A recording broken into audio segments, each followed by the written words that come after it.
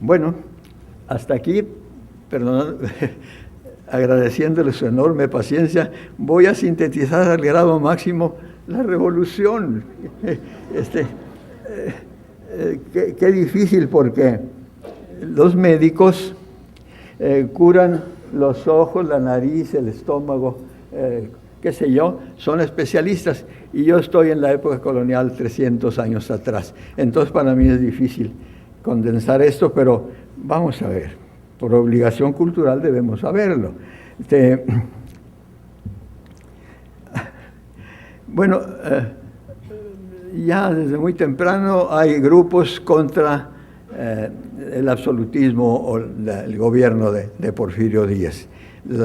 El Club Santiago Arriaga de San Luis Potosí, etcétera. Aquí en Lampazos, en 1900, muy temprano, Francisco Naranjo, da igual nombre que el general de su nombre, funda un club antirreyista y antiporfirista, y es el primero en hacer el primer brote revolucionario que yo conozco. Bueno, y por otra parte, aquí hay periodistas, y es muy importante saber que los periodistas tuvieron un papel muy especial, y que Adolfo Duclos Salinas publicó La Democracia Latina en 1903, antirreyista y antiporfirista. Redención, otro periódico de Juan García Guajardo. La Constitución de Estudiantes, el periódico Renacimiento, que publicaron Antonio de la Paz Guerra. Qué ironía, Antonio de la Paz Guerra. Los dos apellidos contrariamente opuestos totalmente. Publicaron Renacimiento, él y Santiago Roel, padre. ¿Sí? Qué interesantes periódicos estos. Les recomiendo a los jóvenes investigadores que abunden en ellos. Bueno, vuelve Reyes a Monterrey porque temporalmente había estado como secretario de guerra en México, y se recrudece la oposición en nuestro medio, y surge su reelección, pues, y hay otro grupo contrincante, y chocan frente al Palacio Municipal el 2 de abril de 1903. Terrible, 6 muertos, 60 heridos en aquel choque político, y muchísimos prisioneros, muchos desterrados. Entre los desterrados, el propio Duclos Salinas y Antonio y Villarreal, y su hermana Andrea, aquí la mujer Andrea Villarreal. Yo la conocí, muy anciana, murió de manera miserable en el hospital militar aquí en Monterrey. Me llamaba para entregarme, porque era poetisa como mi nuera, y para entregarme su flor natural que había ganado en algún premio. No llegué a tiempo, había muerto. Bueno, entonces pues esto en cuanto a las cosas previas, pero hay una inconformidad muy importante, la de Francisco y Madero. A mí me ha gustado mucho la genealogía, y voy a abusar porque la genealogía de los Maderos es sumamente importante. Francisco Madero, de probable origen sudamericano, porque hay datos de Buenos Aires acerca de él, residente en Chihuahua, se casa con Victoria Elizondo de acá de Villa de García, de Pesquería, y entonces esto, la primera mitad del siglo XIX, y son padres de don Evaristo Madero, abuelo de don Francisco, que a su vez tiene un hijo que también se llama Francisco, padre de don Francisco y Madero. Entonces, don Evaristo, todos tienen liga, pero constante con Monterrey. ¿Sí? No obstante que Parras nos separa un desierto terrible, y en aquella época más todavía.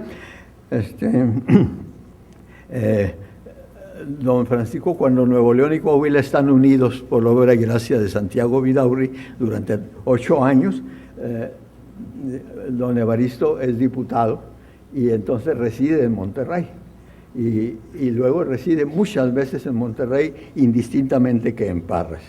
Lo mismo sucede con su hijo Francisco. Está asociado con Lorenzo González Treviño, uno de los industriales más importantes de aquella época en Monterrey, quien a su vez se asocia con Francisco el joven, el papá de Francisco y Madero, para formar la compañía. Primero Madero y compañía, ahora González, Madero y compañía. Desde cuando surge el Rosario, la industria textil en Parras, en fin. Me estoy yendo, tengo ese defecto, me lo perdona. Pero entonces, de Francisco, el hijo de don Evaristo, nace desde luego Francisco y Madero, que luego se habría de casar con doña Sara Pérez de Madero. Algunos en broma le decían doña Zarape, Sara Pérez de Madero. Sí.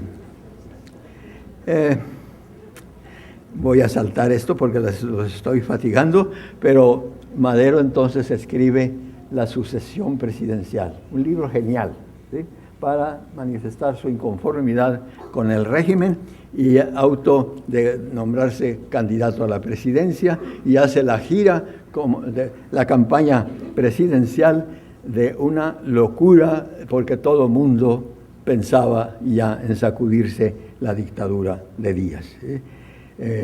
Así que Francisco vuelve de su campaña y se hospeda en la casa de don Viviano Villarreal y de doña Carolina Madero, su tía, nada menos que donde está la rectoría de la UR, esa casa histórica tan importante. Tengo fotografías del candidato a la presidencia saliendo de esa casa, muy valiosas, por cierto. Así que, entonces, pues sucede todo lo demás. Madero presidente, su muerte por medio de Victoriano Huerta y demás, y luego la inconformidad de Carranza, el Plan de Guadalupe, y surge la Revolución Constitucionalista. Está muy largo el nombre, pero tendía a formar un congreso y a renovar la Constitución. Entonces, pues, se organizan ejércitos. Pablo González, Antonio Villarreal, Jesús Carranza, y por Villa Aldama bajan a Monterrey. El primer intento de tomar la ciudad, octubre de 1913, fracasa, pero Pablo González se retira a Matamoros y hace un nuevo intento de tomarla con gran éxito, y el gobernador Antonio Villarreal, hay un lapso de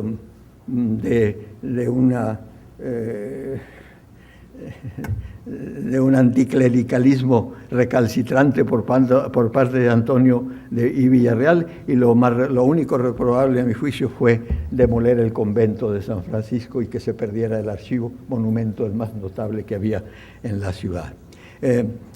Carranza está temporalmente en Monterrey de visita, pero hay choque con Villa, entre él y Villa. Villa entra a Monterrey en enero de 1915, y qué interesante dato, que quiero abundar en él, si Dios me da vida. Aquí nace un aire popular mundial, la cucaracha. Ya se van los carrancistas, ya se van haciendo bola, porque viene Pancho Villa y los echa de la cola. Y hay un folleto interesantísimo sobre este cantar que ha llegado a mis manos, por fortuna. Bueno, entonces, me he extendido demasiado.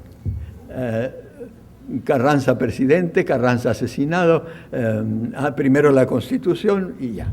Pero entonces, ¿qué nos ha legado la revolución?